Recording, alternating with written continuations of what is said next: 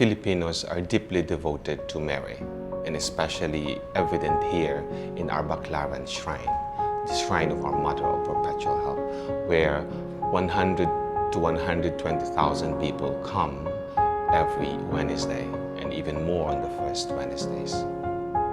People bring in their struggles, their daily struggles, and offer it to Mary. It's not simply asking, I want this. It is being naked and being true to Mary and being true to God. Contemplation is not just looking for visions, but it is from the very struggles of one's life.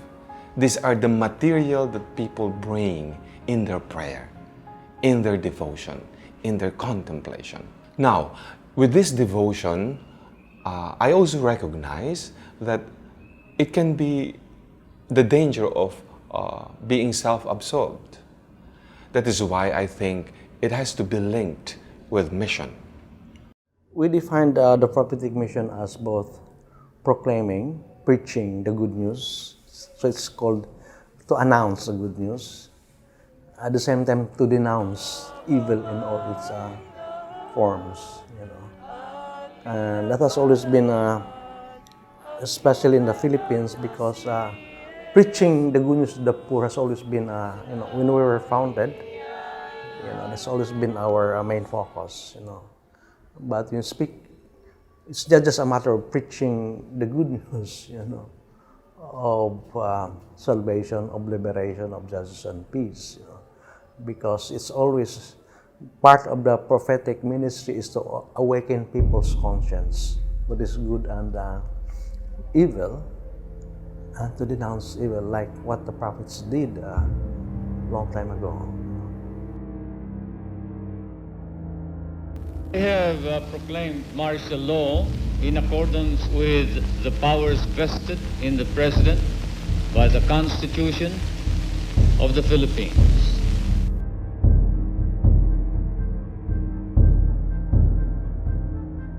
Rudy Romano, he was very visible already. So, he was picked up a number of times actually for questioning, and together with some other like political figures or even society figures who were also critical against Marcos and other powers that be during that time. So it was in July 11, 1985, when that was the day when he was taken. That was also the last time that he was seen.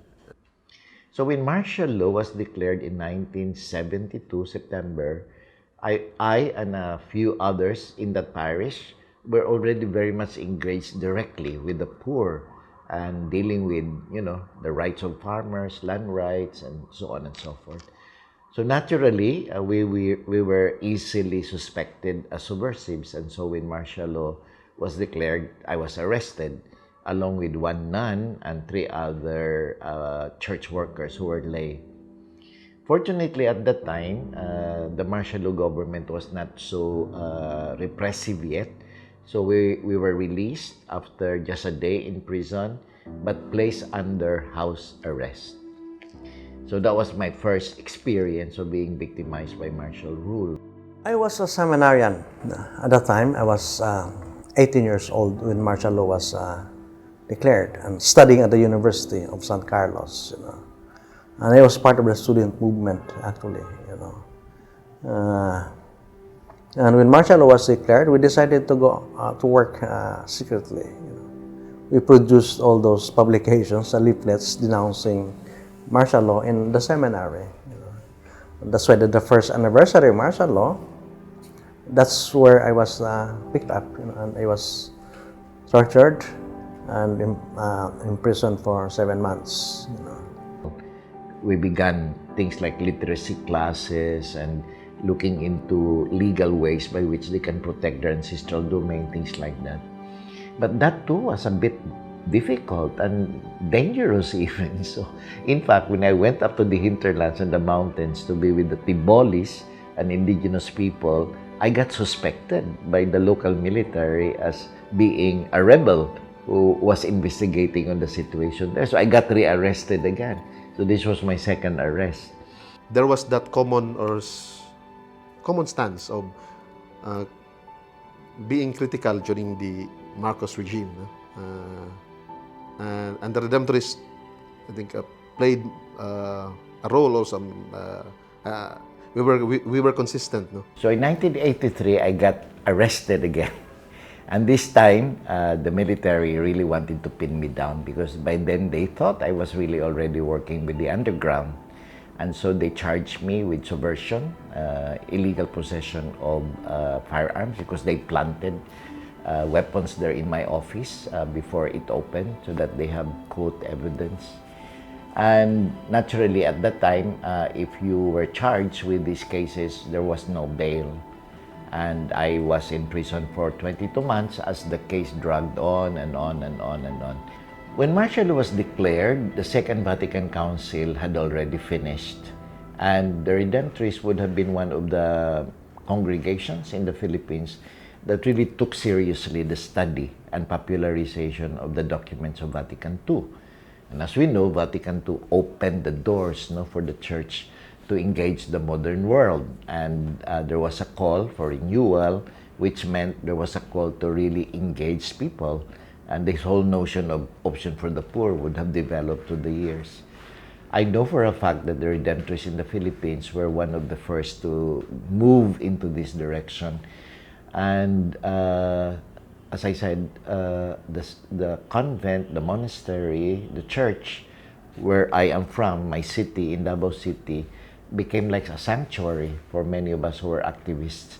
So the facilities of the convent, the monastery, and the church was available to groups of people, the faithful, anyone who wanted to be there for liturgical celebrations, study sessions, and even if they needed to hide away from the military. That certainly made the Redemptorists very much known in the city as being in the forefront of the movement to oppose the continuation of martial law and to denounce its abuses. Sin, may pinatay na ako. Tao talaga. I must admit that I have killed. I would kill all you making the life of the Filipino miserable. Bakit nagalit ako kasi ni-rape? Oo, isa rin yun. Pero napakaganda. Dapat ang mayor muna ang mauna. I will be a dictator, no doubt about it, but only against the forces of evil. You are free to kill the idiots. That is my order to you. Hitler massacred 3 million Jews. Now, there's a 3 million drug addicts. There are. I'd be happy to slaughter them.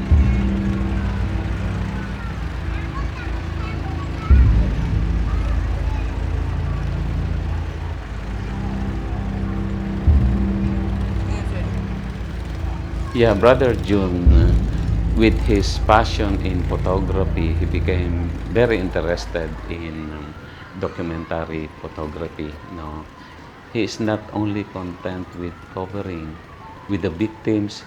He will try to find ways to support them, and even he invited another conferor for just saying mass for those who died. No, and just recently, we were able to systematize our assistance to the victims by offering financial help, by offering also our presence, and by offering our place also as the sanctuary of those people who are in danger.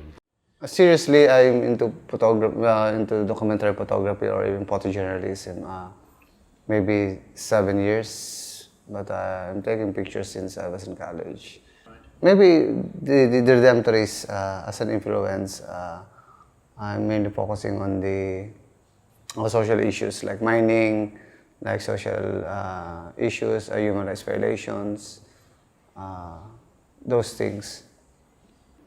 Usually, my daily activities like after 8, I prepare myself and then I go out in the community, go straight to the Manila Police Station, one of the biggest police station here in Metro Manila. So we have a press corps there, so we wait there until we receive a message or check from social media, or we receive also some information from our direct assets from the communities. And then from there, we go fast to the crime scene. So as much as we can, we go direct.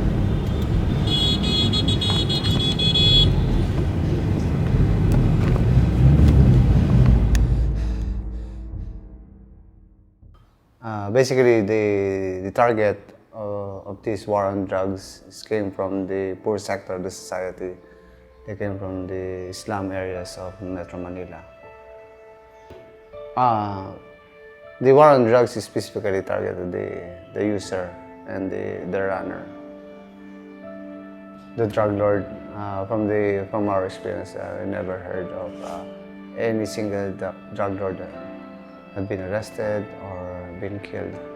The smaller echelon of the drug cartel. User, well, some are just new from our experience. They're very new. And some are already starting to undergoing rehabilitation, or some even graduated from the program of the government on the Operation Tokang. Before, we were thinking of numbers when we say it is getting more or getting worse. But on critical mind, the police now is very creative. The police or the vigilantes or those perpetrators, they're very creative now. It's not just killing them. It's not just, they have different kinds of operations. So from abduction to set up to this recent secret jail inside the prison.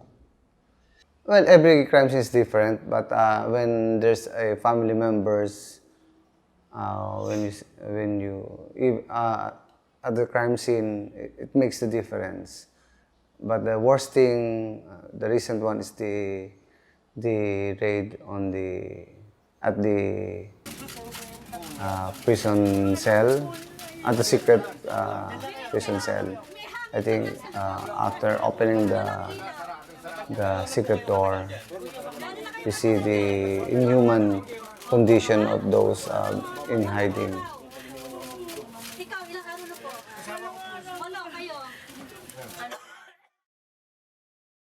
With this war on drugs, I'm not doing it as a spot news, or I'm doing it as a documentary photography, documenting the happenings. So it's not just one encounter with the victims or with the families, with the relatives. So we keep on follow up the stories and documenting it, and even as far as helping them as part of the program here in Baclaran in their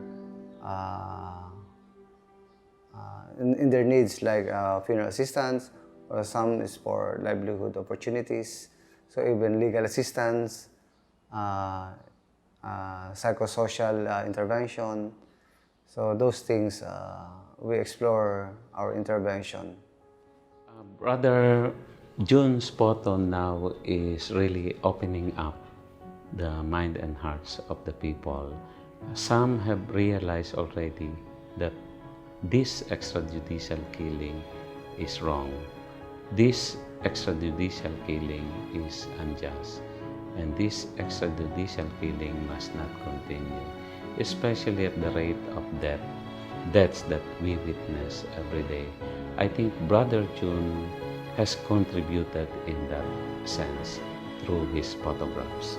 The stand against extrajudicial killing is not only the stand of the community here in Baclaran, but this is the stand of the congregation in general, and that is basically because of our prophetic stand for the dignity of life, for the sanctity of life. We are called to witness and to prophetic witness. And prophetic witness is not just preaching from a pulpit. It's not just proclaiming the Word of God and then how the Word of God touches us today. To be a witness means that we testify to what we have seen and heard. What Brother Jun is trying to do is to document what he is experiencing happening, and which is an act of injustice, so that these people and what has been done to them will not be forgotten, that it will bear witness, it will bear testimony into the future. Brother Jun isn't looking for attention for himself. I'd be quite confident of that. Brother Jun is hoping that enough people will see what he is seeing, that they will be moved to say and to act in such a way that we don't permit this kind of vigilantism, this kind of injustice, this kind of extrajudicial killing to take place.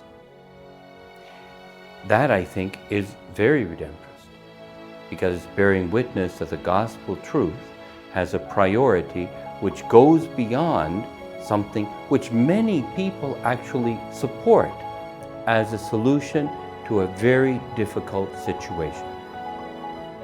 When you see what that solution means in real, graphic, concrete terms, it has to make us stop and say, is this in accord with what we believe and who we profess to be?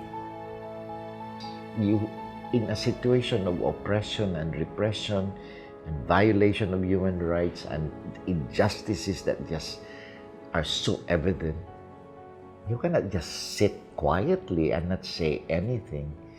So that's why you have the pulpit, you have the churches, you have the shrines. So we as Redemptorists should take advantage of whatever resources we have, or whatever space is allotted to us, to denounce anything that is against life, that violates God's commandments, that does not protect life, that kills, that, the whole gamut of allowing the evil in us, the shadows of our personalities to get in the way. Somebody has to say it's wrong, it's morally wrong, and do so with courage and not be afraid of the consequences, because there are consequences. Jesus already told us that, and he himself faced the consequences.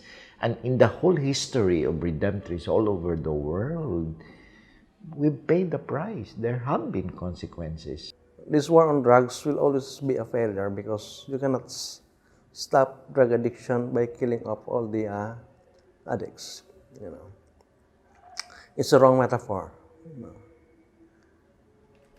And if Duterte continues to be the president up to 2022, which is the end of his term, there will be over 70,000 people killed. It's going to be disastrous for us. I think right from the start, the authorities will think that we are subversive, and that began with our stand in the past, especially the Marcos dictatorship, and we have been consistent in our stand for the poor.